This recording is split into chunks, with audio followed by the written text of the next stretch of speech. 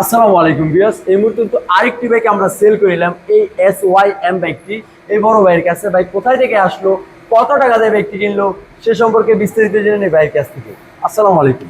ওয়ালাইকুম আসসালাম ওয়া কেমন রাহমাতুল্লাহি আছেন ওয়া বড় ভাই? বারাকাতুহু। আলহামদুলিল্লাহ ভালো, আপনি ভালো আছেন? জি ভাই ভালো আছি। কোথায় থেকে আসছেন আপনি? আসছে হচ্ছে সাভার নবীনগর থেকে। সাভার নবীনগর থেকে। ভাইয়ের নামটা যেন কি? নাম মোহাম্মদ মীর কাসেম। আচ্ছা ভাই, এই বাইকটা কত টাকা দিয়ে কিনছেন?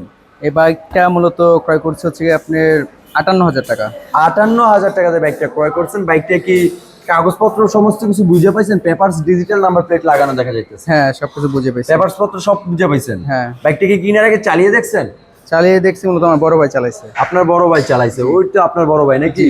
ওইখানে আছে। ওনার কি চালিয়ে ভালো লাগছে তাই কিনছে না? আমাদের লোকেরা বলছে যে ভাই এই বাইকটা নেন বা ওই না, বাইকটা না, নেন, না। এরকম কিছু? না। আপনাদের চয়েসে আপনারা নিছেন। জি। বুঝতেই পারতেছেন। ভাইয়ের জন্য দোয়া করবেন, যতদিন এই ব্যক্তি চালায় যেন খুবই ভালো সার্ভিসিং দেয়।